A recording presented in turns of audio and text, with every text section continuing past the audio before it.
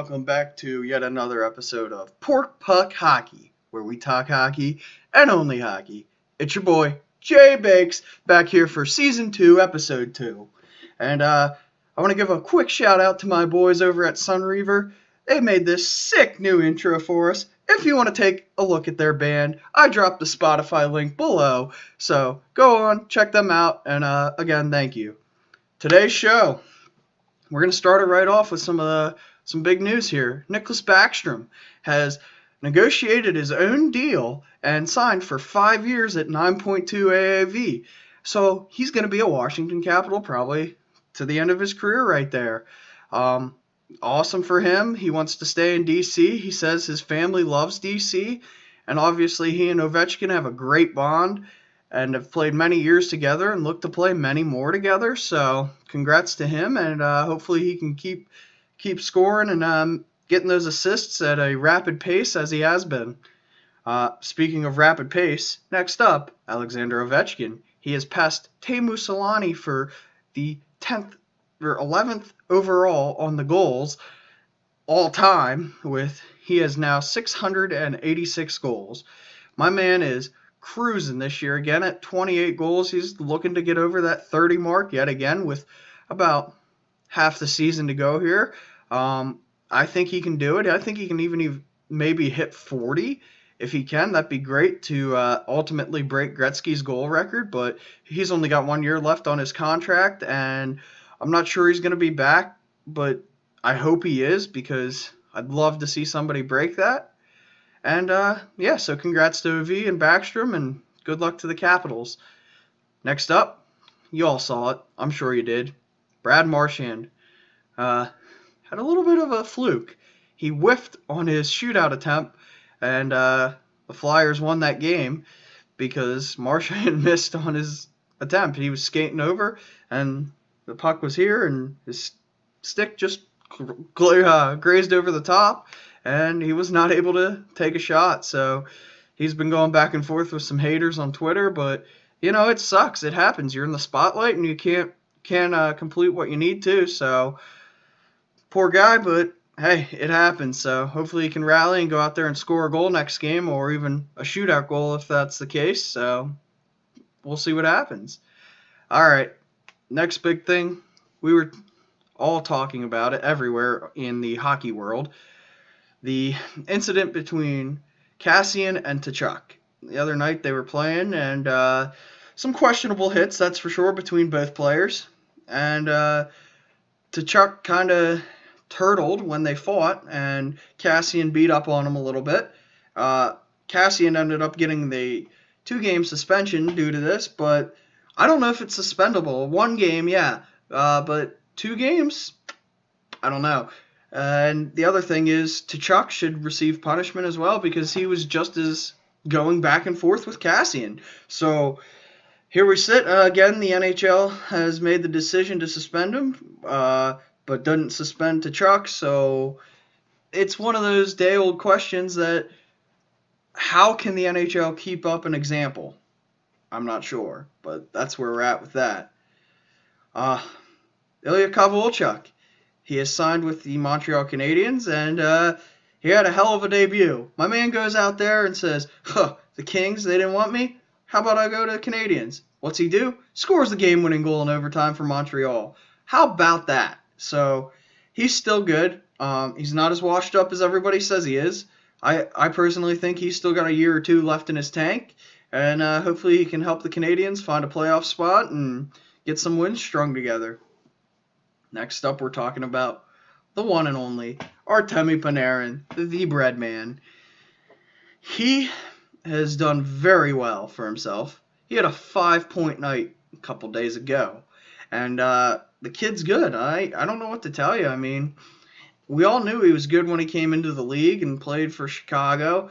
Then he found his way into Columbus, and now he's over in New York playing really good in the spotlight at MSG for the Rangers. They're ultimately going to be paying him for the next 10 years as long as they don't trade him. But if he's scoring 5 points a night, why not? These guys who are making $10+ million a year and not doing anything, it's like, what what are you getting paid for exactly? But then you got guys that are making the league minimum, and they're doing just as well. But then you got Breadman, who's actually showing what he's worth. So, and congrats to him, and hopefully he keeps playing well for the New York Rangers. So we'll see. Injuries, yet again, another player, Morgan Riley, Toronto Maple Leafs. He's going to be out for a while with a fractured foot. But it's just how it's going. I mean, I can't tell you why, but this year more than any seems to be a big thing with injuries. So who knows? All right. So next up, we're going to talk about the lacrosse style goal, also known as the Michigan or the Svechnikov as of late. Everybody seems to be wanting to do it this year, and Philip Forsberg of the Nashville Predators decides to go out there and give his best go, and he actually completes one. So it's the ever-evolving game with these new moves and these guys going behind the net and just tucking her home where mama hides the cookies, you know. So cool stuff to see in the league, some pretty sweet moves. And Justin Williams, he's decided to return for the Carolina Hurricanes, and he hopes to get there before the All-Star game. He was debating on whether he wanted to return. He talked to a couple teams, and he's going to stay with the Hurricanes. He spent most of his career there, spent a little time in Washington with the Capitals, so we'll see if he can help the Hurricanes win some games, get back playoffs, maybe even win the Cup one more time before he retires. So cool to see him coming back. All right, we have a firing. Ray Shero of the New Jersey Devils. He was the general manager. Only spent 5 seasons there, but he has been fired as the team. The team is just awful right now. There's no doubt about it. They did get a win against the Caps the other night. They did get a win a couple nights ago before that. So they're winning games, but their record is still really bad. So they're going to start cleaning house. Trade deadline's coming up in a month. We're going to have a special show on the day of the trade deadline. It's going to be a nighttime show because we're going to wait till the deadline hits, and we'll have a cool show for that. So make sure you stay tuned for that one. Nate McKinnon, the dude is an animal. He has played some very good hockey, and he's continuing to play very well for the Avs. He's their guy, so he's a franchise player. He's going to keep leading them, and he's going to be here for years to come. He's going to be their long haul guy. He's going to hold things down. He's going to be a veteran status in the locker room for the new guys, such as Makar this year. He's probably been real helpful to him in getting the team going, so we'll keep an eye on him and see how well his career goes. Chris Letang, he was named the captain for the Metropolitan Division as Alex Ovechkin has decided to sit out and rest his body. Pretty cool for Letang. He's going to do a very good job. He's been a leader in Pittsburgh, so hopefully the Metropolitan can win, as I have a lot of favorite players on there. And we'll see what happens come the All-Star game here in a couple weeks. The Penguins, we're going to stay on them. They've been very hot. They have dominated the Western Conference this year, and they have been without Crosby and Malkin. They've only played 6 games this year. 6 with those two in the lineup. Crosby and Malkin, obviously they're guys. That's been how they've done well without them? It's weird, right? So Crosby returned to the lineup last night, had a couple points, and hopefully that team can stay healthy and compete for Stanley Cup this year. Soros, the Predators goaltender, who's been kind of taking the workload as Pecorine struggled this year. He's had his 8th career shutout and helped the Predators get a victory, and hopefully they can get back on the right track and maybe make their run at the Cup as we're closing in on the second half of the season here. So, yeah, that's about all I got for you. We're going to hit the stats and standings, and we'll catch you next week. So here we go. The stats. We got a 2-way battle for Rocket Richard this year between Mr. not Artemi. That would be David Pastrnak and Austin Matthews. Pasternak's with 36. Austin Matthews with 34. The next closest are Jack Eichel and Alex Ovechkin with 28 apiece. The assist leader is Connor McDavid with 49, and he ultimately leads in points with 74 points. He's definitely having a 100-point season, as well as Leon Draisaitl. They're at 74, 73 respectively, so good stuff there.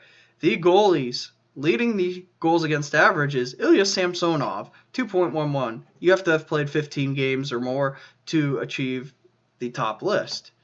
Save percentage, we got Anton Khudobin, the Dallas Stars goaltender, with a .932, and shutouts, Connor Hellebuyck leading the way with 4 shutouts. Rookies, we got Victor Olofsson leading the way with points, 35. Dominic Kubalik. That's an interesting last name. He's for the Chicago Blackhawks, and he leads with 18 goals. And then the assist rookie leader is Quinn Hughes, brother of Jack Hughes, with 28 assists. So that's what we got for the stats. We're going to hit the standings real quick. We got the Metropolitan, the Capitals still lead the way at 67. The Penguins playing good hockey. They're only 4 points out now. Game in hand with 63. The Islanders with 60. Atlantic, Boston, 66. Tampa, 60. And Toronto, 56. Wild card, we got the Carolina Hurricanes at 56. And the Philadelphia Flyers at 54. Columbus, 54. Florida, 53. And Buffalo rounds out the top 5 there at 49. Western, St. Louis, they got 67 points, and the Blues are playing some good hockey, and they're actually on tonight for Wednesday night hockey against the Philadelphia Flyers, so if you're looking for a hockey game, check that one out. Dallas Stars, 58, Colorado, 56, Arizona leads the Pacific at 57, Edmonton, 55, Calgary, 55, and the wild card will do the top 5. Vancouver, 54. Winnipeg, 54. Vegas, 54. And Nashville, 49. So, and the 5th is Chicago with 48. So we got some tight races there. All-Star game coming up. We'll see where we're at the break and see what happens in the back half. All right, guys. We'll catch you next week. JBACS out. We have some breaking news. As I just ended my video there for the day, the Vegas Golden Knights have fired their head coach, Gerard Gallant, and hired DeBoer to replace him. So, we're going to throw this one on at the end of that clip, and this is for real. JBACS out, but wanted to throw that in there quick. Interesting move as the Vegas Golden Knights have fell out of a playoff spot. So we'll see how DeBoer can help them and see what goes for Vegas the rest of the way. See you guys next week.